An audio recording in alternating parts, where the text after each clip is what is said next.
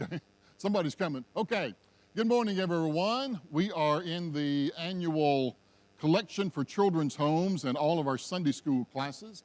So we have Daniel over on this section. He's going to get these three sections over here, give you an opportunity to give. We have Freddie is going to do these three sections here, and then Michael has a little bit of business on the two sections over there. But if you would like to give something, if you're prepared and would like to give something to the children's homes, then you can read about that in the bulletin, that collection, the list of homes, where they go, and that kind of thing. In the meantime, let's turn to number 417, number 417.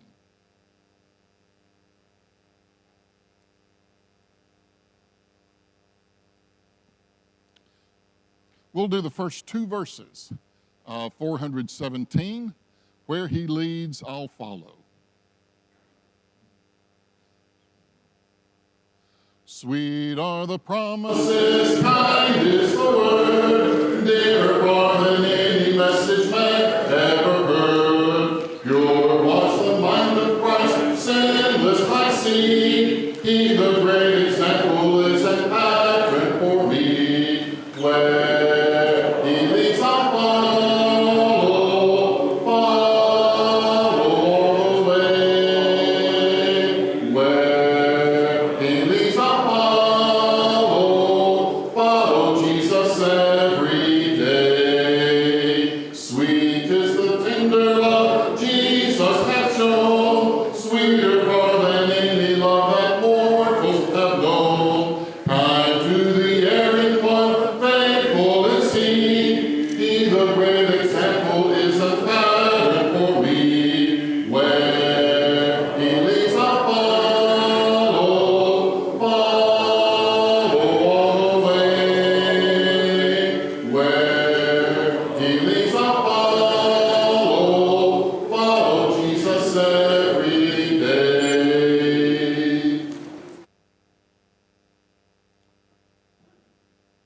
A reoccurring line that we have used to define faith in this class on Hebrews chapter 11, the faith chapter. The recurring line is, take God at his word and direct one's life, one's steps accordingly. So we have the word of God, we have the promises of God, we're marching towards those. We are directing our lives and our steps, as we have just sung, following Jesus towards the wonderful promises that he has made. Today we are in Hebrews chapter 11. We have reached the story of Moses in Hebrews chapter 11, the faith of Moses. So we're going to be talking about that today. Hebrews 11, 23 through 29. We're in a section of some heavy hitters of faith, because the last couple of weeks we've done Abraham, father of the faithful, and the three original Jews, Abraham, Isaac, and Jacob. Sarah was there, and here we are with Moses, one of the great characters of the Old Testament. So here is Hebrews chapter 11, verses 23 through 28. By faith, Moses, when he was born, was hidden for 3 months by his parents, because they saw that the child was beautiful, and they were not afraid of the king's edict. By faith, Moses, when he was grown up, refused to be called the son of Pharaoh's daughter, choosing rather to be mistreated with the people of God than to enjoy the fleeting pleasures of sin. He considered the reproach of Christ greater wealth than the treasures of Egypt, for he was looking to the reward. By faith, he left Egypt, not being afraid of the anger of the king, for he endured as seeing him who is invisible. By faith, he kept the Passover and sprinkled the blood, so that the destroyer of the firstborn might not touch them.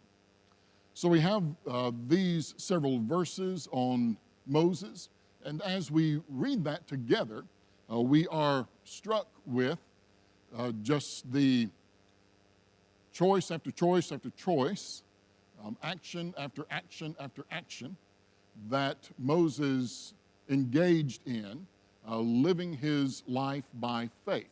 Oh, in that reading that we just did, the phrase by faith was used 4 times. 4 times it was said that by faith Moses did this or the other thing or did not do this. So 4 times we had the phrase by faith. But also just in reading that, I was noticing that in between the 4 by faiths, there were various descriptions of activities and things that Moses did, attitudes that he had. And I numbered them this way. I'm about to read them. I numbered them this way. And by the way, we're going to start in verse 24. We're going to talk about verse 23 in a little bit. But that by faith really has more to do with Moses' parents, Aram and Jochebed, than it does with Moses himself. But in the life of Moses, so starting in verse 24, here are some things that Moses did that demonstrated that he was taking God at his word, living his life accordingly, taking his steps accordingly. So in verse 24, by faith Moses, when he was grown up, and here is number 1, refused to be called the son of Pharaoh's daughter. That would make him a prince, should he decide to do that. But by faith, he refused that privilege. And then this next one I called 1B, because it's so much connected. It's the other side of the coin from not choosing to live the life of the son of Pharaoh's daughter. This is the other side of the coin. Here's what he chose instead. Choosing rather to be mistreated with the people of God and so there's a 1B. He had a choice to make, be an Egyptian or be one of God's people. The Egyptians had power and riches. The people of God were enslaved and had no power, but they did have the promises of God. And he chose to be with the people of God rather than Pharaoh's people. And then this is a 1C, because it goes along with that. In making that choice, he chose to be with the people of God rather than to enjoy the fleeting pleasures of sin. Now, that's our 1C. This was a choice of who he was going to identify with, the world or God's people. He chose God's people, but in doing so, he also was making a choice about the morality and ethics and sinfulness or lack thereof in his life. So we have a 1, a 1B, and a 1C. And then we get to this. He says he considered the reproach of Christ greater wealth than the treasures of Egypt, for he was looking to the reward. We started our class today with sweet are the promises. We are a people who are informed of the reward of God. Earlier in the book of Hebrews, chapter 11 and verse 6, this very chapter we've been studying, we spent a Sunday morning, or at least a part of a Sunday morning, on Hebrews 11:6, which says that without faith, it's impossible to please God, for we must believe that he is, and that he is a rewarder of those who seek him. Well, Moses was sure that there was a reward that he was moving towards. It was difficult to see among the people of God who were poor and powerless and enslaved, but he could, by faith, not by sight, but by faith, he could see the reward and was moving towards that reward. So there's our number 2. By faith, he left Egypt. That is number 4 in the actions that he took. Just like Abraham left Haran and went to the land that God would show him, Moses left Egypt. That had been the only home he ever knew. And the place where he was going was a place where the Israelites had not sojourned for 400 years, but he returned to the place of Abraham. And then also, then we have not being afraid of the anger of the king. Pharaoh did have great power. Pharaoh did with hatred and sometimes with murderous intent look upon Moses, but Moses was not afraid of what the king could do. Moses was interested in what God was going to do. So he didn't make decisions based on the fear of the anger of the king. And then instead, this is what he did. He endured as seeing him who is invisible. There's that reference again to that favorite verse of mine, 2 Corinthians chapter 4, verse 18. Keep your eye on the things that are unseen. It's the invisible things that are eternal, and therefore the invisible things that are important. And Moses could see the invisible by faith. He could see the invisible. And rather than take what he could see, he was being able to see past this world into the unseen of God. And then, here's a number 5 action. By faith, he kept the Passover and also sprinkled the blood. And so we'll be looking at that as an action of Moses. That had to do with the last great plague, the death of the firstborn and all the land, but there was instruction on how by putting blood on your house, that you could save the lives that were in your house. And by faith, Moses did that and instructed the other Israelites to do that too. And I went through that just to say, as we read that passage, sometimes things were pretty simple. By faith, Noah built an ark. And that was a wonderful thing and a good thing. But here we have that by faith, Moses did these, as I listed them, thing 1, thing 1B, thing 1C, and then 2, 3, 4, 5, and 6. So we can see that Moses was walking in the steps of the instruction of God all along the way. And we are moved and inspired by his faith to make our own choices and to direct our own actions in the example of Moses. So let's go back to the beginning then of our passage, verse 23, and read about Moses' parents. Moses' parents, he was a man of faith, but he grew up in a household of faith. So his parents were depended upon God as well. So here's how our passage begins. By faith, Moses, when he was born, was hidden for 3 months by his parents because they saw that the child was beautiful and they were not afraid of the king's edict. So that story is told in order to see what we want to see this morning about that story. We need to go to Exodus chapter 2. It's in Exodus chapter 2 where the birth story of Moses is told about his parents and how they acted in faith. The details we have here in Hebrews chapter 11 are that they hid the child for 3 months. There was an edict of the king that all male, among the children that were born in Egypt, among the Jews, all the males were to be put to death. Remember that God's promises to Abraham. Y'all might get tired of this. I don't ever get tired of saying it. Y'all might get tired of hearing it. But the promises to Abraham were that to this old man with an old wife who at the time was childless and barren when God made the promise, one day your descendants are going to be as numerous as the sands of the seashore and the stars in the heavens. And so that was part of the faith of Abraham and Sarah, that they received that promise and counted on that promise of God. There were the other 2 promises. One day those people would have a land. Moses is going to lead them there. And one day in that land, a Savior, a Messiah would come into the world. Those are the 3 promises God made to Abraham. But this has to do with the first promise.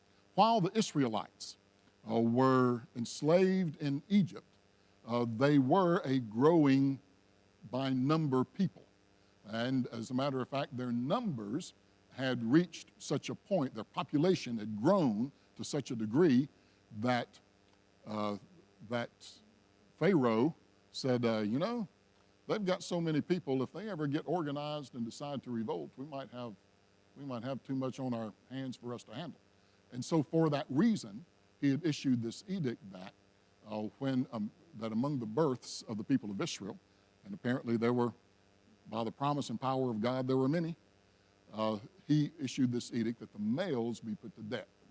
That would cut down on the population through the death of the babies, but also through those who would be sired through them. So that was the edict. But Moses' parents hid him for 3 months.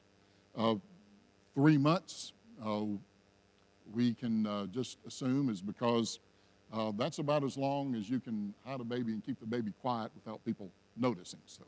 So as long as Moses was this infant and they could keep him quiet and hidden away in the house so that Egyptian soldiers and those kind of people would not notice, wouldn't bring this baby to their attention. They kept him hidden, but 3 months was as long as they could do that.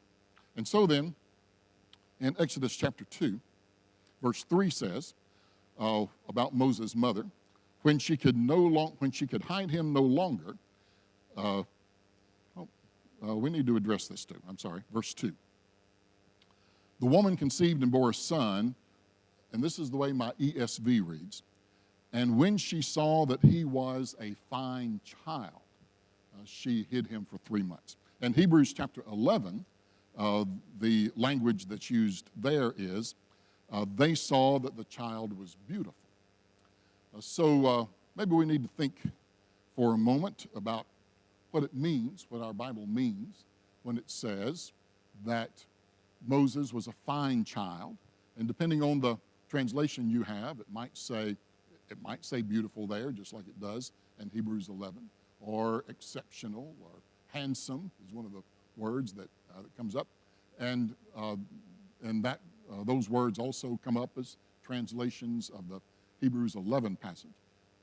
The Exodus passage done in Hebrew, the passage in Hebrews 11 done in Greek, but a word that we would recognize as beautiful or fine or handsome in some sort of way. So what does it mean that the baby was beautiful?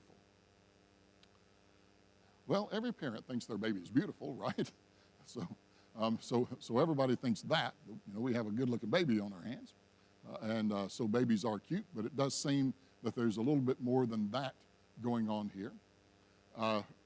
Somehow, by faith, they believed that their child was a child of God's favor. Maybe they didn't know how that would be when he grew up, but they did have this prompting of faith to hide this child. Of course, they would want to preserve their child, if at all possible, save him from the soldiers and the edict of Pharaoh. But they really thought maybe that God was going to do something special with their child. Maybe somehow they, by faith, perceived that their child was a child of God's favor in a particular way. Maybe there was some sign that went with that we're not familiar with, but they were parents with this new child, and although the king had said that the child was to be put to death, they trusted in God they were going to do what they could to save the life of the child, and then by faith expect that God would do what he could do in order to save the child. They were praying about that, praying in faith. We can be sure about that as other Israelite parents do. So they just had some drive and some determination to preserve the life of this child. And by not fearing the king's command, that is, they didn't fear it and that they didn't obey it. We learned in Exodus chapter 1 that was a fairly common practice among the Jewish people. Of course, no one wanted to put their child to death just because Pharaoh said so. And we even had the wonderful story in Exodus chapter 1 about the Egyptian midwives who aided the Jewish women in having their children, and part of their job was, if it was a male child that was born, they were supposed to report that so that the soldiers could come and kill the child. But the midwives instead helped to preserve children rather than have the children to die. So all of that goes together. And Moses' parents were a people of faith, praying what they could, praying that their child would be preserved, and then doing what they could about that. And it does occur to us. Sometimes in the circumstances that we are given, all that we can do is do the right thing and hope for the best. Do the right thing and expect God to work and hope for the best. And so that is a way in which we live by faith. And so they treated their baby with all the energy they had toward preserving him. And so that story is told in Exodus chapter 2. They saw something in the child and disobeyed the king's command and instead hid the child for 3 months. Then we have the wonderful story of how God did work that out. They were people of faith, and God did work this thing, and he worked it out in a marvelous way.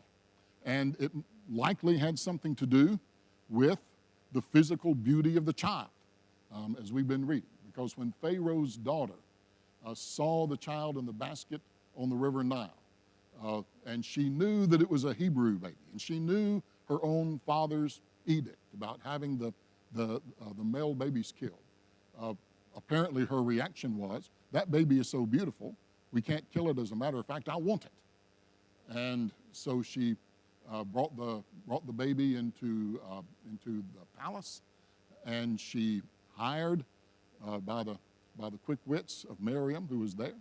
She hired unwittingly on her part, but she was hiring Moses' mother to be the caretaker of the baby, and so by faith in that instance, by faith those things did work out. Well, there is the faith of Moses' parents. Now, let's get into the adult life of Moses. So here's verse 24. By faith, Moses, when he was grown up, refused to be called the son of Pharaoh's daughter, choosing rather to be mistreated with the people of God than to enjoy the fleeting pleasures of sin. When he was a baby, through the faith of his parents, through the action of God, working through Pharaoh's daughter, he was saved, he was preserved, things worked out in a good way.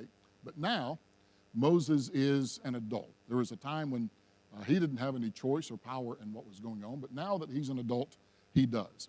And we get the story about that in Hebrews chapter 2 and at verse 11. Notice that Exodus chapter 2, verse 11 begins with this phrase, one day when Moses had grown up. Well, that's what our Hebrews 11 passage says, when he was grown up. So Hebrews 11 is following the story of Exodus chapter 2 and picking up the story there. So here's Moses. He has grown up in the palace with all the privileges of the palace, the riches that no doubt were demonstrated in the clothing that he wore and the food that he had to eat and the palatial beauty of the places he had to sleep. And there was some power and social status that came with all of that, things that people often desire and wish that we had. But one day when he was grown up, he's going to be faced with a choice. He went out to his people and looked on their burdens. They were a slave people. And he saw an Egyptian beating a Hebrew. And then notice this next phrase in Exodus 2, one of his people. Well, he hadn't been raised with the Jewish people. His mother taking care of him as an infant. But he had been raised on the Egyptian side and in the palace, and he was a prince. But here were these enslaved people in the nation, and these are referred to as his people. He would say, these are my people. So he saw an Egyptian an Egyptian beating a Hebrew, one of his people. So verse 12 says, he looked this way and that, and seeing no one,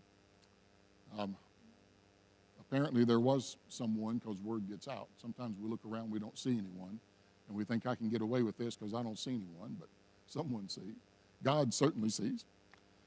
Seeing no one, he struck down the Egyptian and hid him in the sand. And what that was in that moment, according to Hebrews chapter 11, that was Moses making a choice. He had the choice to be a prince or a slave. He had the choice of pleasures of an immoral, idolatrous, pleasure-seeking people, or to be mistreated amongst those who suffer. But he chose slave over prince, and he chose mistreatment over pleasures, because here is the choice that he was faced with. He had to decide who he was as a person. He had to decide who his people were, and he identified with the people of God rather than with the people of Egypt. He chose, although he wouldn't have put it this way back in Exodus chapter 2, but Hebrews 11 puts it this way, he chose Christ over Pharaoh as his king. And then also, as we continue to read, verse 26, he considered the reproach of Christ greater wealth than the treasures of Egypt. There's the choice of Christ over Pharaoh, for he was looking for a reward. And so he chose an eternal future. He chose the spiritual future, the invisible, the future of the unseen. He chose that over the temporary pleasures and riches of one who would grow up in Egyptian idolatry. So here are the choices that he had to make. And you and I need to think through those things and make those same choices. We get faced with those same choices. So who am I? As a person, making my own decisions and making my own choices, setting my own priorities, directing my paths, as Jesus said in the Sermon on the Mount, on the path of destruction or on the path of the footsteps of Jesus that lead to life. Who am I? And we have to make that decision. Am I God's person, or do I belong to the world and to Satan who's in the world? So who am I? What am I about? That's what Moses had to decide, and so do we. Just like he had to choose his people, then we must choose our people. Paul, who was a Jewish citizen, but also was famously a Roman citizen, when you asked him to describe his citizenship, said it this way in the book of Philippians, my citizenship is in heaven. He had chosen his people. And it wasn't the Jewish people, it wasn't the Roman people, it was the people of God, the people of the kingdom of God under Christ the King. So we must choose our people. Are we going to choose the people of the world, or are we going to choose the people of the kingdom? And Moses chose Christ over Pharaoh. And we also have to decide who is our king. It's not quite as dramatic with us as it was to, say, the people in the book of Revelation, or when a Roman soldier might come to your house, drag you out to a public place, and say that Caesar is Lord. And instead, they would say Christ is Lord, and would die for that on the spot. Maybe our declaration, our confession is not that dramatic, but it is still the same choice. It is still the same decision. Are we going to obey God, or are we going to obey man? That's the way that Peter and John had to make their choice when they were brought before a council under threat of not living for and preaching Christ any longer. And again, that second choice, the final choice, that Moses made was to choose the future, the unseen, for the wonderful, pleasurable, beautiful things that he could have in the moment. And he chose the eternal future and the suffering that went with that, rather than the fleeting pleasures of sin. The Bible doesn't deny that sinfulness can be pleasurable. What it does say about it is it's going to be short-lived, and it's going to end in a bad place. So Moses had those decisions to make, and by faith, he made the decision that he was a child of God, with the people of God, under the kingship of God and God's Christ, Jesus, and moving toward a future with God rather than one in this world. Those choices do come with some sacrifices. We see them in this story of Moses, but also we can read about them in other places. So let's do a little bit of that just to encourage ourselves. Matthew chapter 6. There's two passages in Matthew, two verses in Matthew chapter 6 that where Jesus confronts us with the same sorts of choices that Moses was making in his time. These would be a little more contemporary to Jesus' time and ours. But here's Matthew chapter 6. So remember the language. Moses chose to suffer with Christ and the people of God rather than to enjoy the fleeting pleasures of sin and the riches of Egypt. So that was he made the choice. Here's the choice laid out before us. Matthew chapter 6 and verse 19. Do not lay up for yourselves treasures on earth, where moth and rust destroy, and where thieves break in and steal. So those riches are fleeting. But lay up for yourselves treasures in heaven, in the unseen future, where neither moth nor rust destroys, and where thieves do not break in and steal. For where your treasure is, there your heart will be also. Remember how we went through that little litany about Moses had to decide who he was, and deciding who he was the first step in making choices about who his people were and who he was going to obey and follow and what his future was going to be. In that first choice about who he was, what was in Moses' heart? Well, whatever is in our heart leads us also to take those other steps of faith. Also, Matthew chapter 6 and verse 33. Same page in my Bible. But seek first the kingdom of God and his righteousness, and all these things will be added to you. So Moses put aside the riches of Egypt in order to follow God and to seek first. His hunger and thirst was for God and for all things that are right and good. So that was, again, the choice he makes, and Jesus lays that choice before us. What's going to be your first? What's going to be your priority? Seek first the kingdom of God and let those other things find their place. Here is 2 Corinthians chapter 4.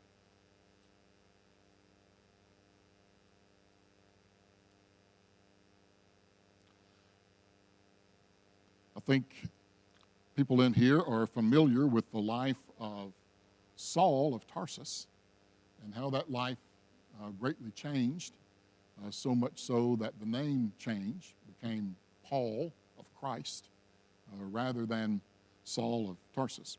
So here is 2 Corinthians chapter 4, beginning at verse 16, and what Paul says about the choices that he made in his life and why he made them. 2 Corinthians 4:16. So we do not lose heart. Though our outer self is wasting away, our inner self is being renewed day by day. For this light momentary affliction. Now, understand what he's saying there, because Paul chose affliction, just like Moses chose affliction with the people of God. Paul chose affliction with God and with the people of God, but he does refer to it as light and momentary. In the world, there are the pleasures of sin. Well, those are light and momentary. Well, you can choose affliction. That also is light and momentary, but it also is preparing for us an eternal weight of glory beyond all comparison. So that's what Moses chose. That's what Paul chose. And that's the choice that we were given, that we might choose that as well. One more, Romans chapter 8. Let's do Romans chapter 8 and verse 18.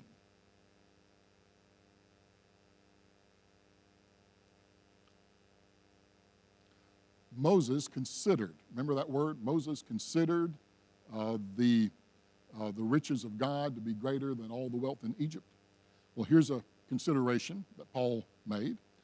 Romans 8 and verse 18. For I consider that the sufferings of this present time are not worth comparing. They're not even worth comparing with the glory that is to be revealed in us. So whether you're talking about Moses or Jesus, by the way, and the choices that he made in his life to go the path of the cross, or Paul, or any of us who take up the cross to follow Jesus, like Moses, we are choosing to, if necessary, be mistreated with the people of God than to enjoy the pleasures of sin. We are considering the reproach of Christ greater than the riches of the world, and we are looking for a reward. We're looking for a future. We're looking for the promise of God that has come by his word. So these things have to do, just like Moses grew up and he had this choice to make, and it was a choice he made really in a split second in a confrontation. There was an Egyptian who had all the power, who was beating the Hebrew slave, and that Egyptian knew that he could do that without there being any sort of justice that he would be brought to for the injustice with which he was treating the slave. And Moses, that had to stop. The beating had to stop. Moses had to make a choice. Am I going to choose the side of the Egyptian who is doing the beating, or am I going to choose this Hebrew slave who is suffering affliction?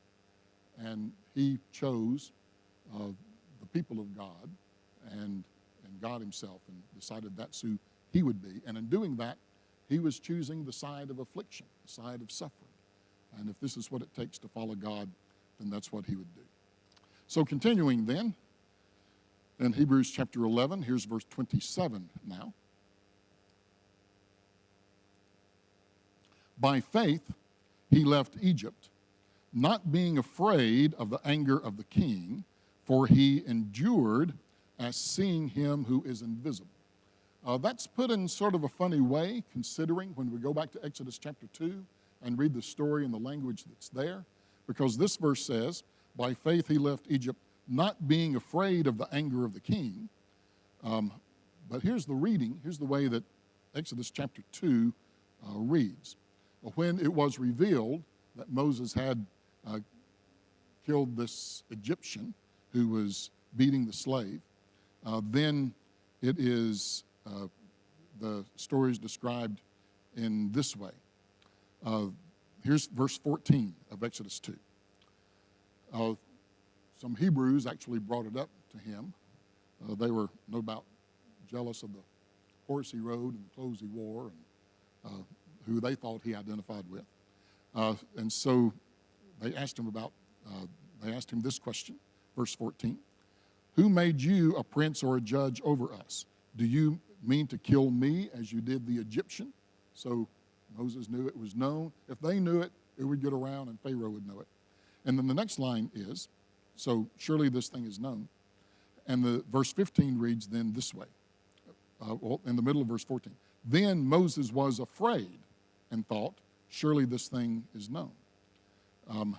Then when Pharaoh heard of it, he sought to kill Moses, but Moses fled from Pharaoh. So the report in Exodus 2 is, Moses was afraid and he fled. The Hebrews chapter 11 is, by faith he was not afraid. And the resolution of that would be to say that indeed Pharaoh was a powerful king who would see what Moses had done and would reach out to kill him. And there is some motivation then to flee in fear of that occurring. But what he didn't fear was he did not fear the king. He didn't fear Pharaoh in such a way that he submitted to Pharaoh. The fear, whatever fear there was, did not have him giving up who he was and the people that he identified with and the God that he chose. He was not afraid. He realized the choice that he was making, and that put him in a dangerous situation. And there's always some fear in a dangerous situation, but he wasn't afraid to make the choice. He was confident in the choice that he made, and he knew this is who he was. This is what side he wanted to be on. This is where he thought God wanted him to be to work, and so he did that. And then in chapter 11 and verse 28, by faith he kept the Passover and sprinkled the blood so that the destroyer of the firstborn might not touch them. That story is told in Exodus chapter 12. But God did utilize Moses in Egypt against Pharaoh to lead his people out from the enslavement that they were in. And God did so with what's called his mighty hand that was shown in 10 plagues, the final of which, because the Egyptians, Pharaoh in particular, did not respond to the first 9. So the final one was the death of the firstborn in every household in Egypt. The Israelites were exempt from that because of the blood that they put on the doorpost of their house. And it was Moses who gave all those instructions. And when you read Exodus chapter 12, verses 1 to 13, Moses instructs all the people to get one of their lambs and to kill the lamb, to roast it, to take the blood and put it on the door of their house, that very night there would be a great judgment of God upon Egypt, and finally they would be free to leave their enslavement and go pursue the promises that God had made to Abraham so many years before. And so Moses did that himself, gave the instruction to do that, by which, in the blood, the people of Israel were saved. So in all of these actions, Moses is, as we are encouraged to do, taking God at his word and directing his own life accordingly. And while all of these stories we've looked at, whether it was Enoch or Abel or Noah, all were directing their lives accordingly. We can see in this story, it was step after step after step after step after step that Moses was making these decisions based on him desiring to be the person of the God he could not see, but the God that by faith he knew would keep his promises.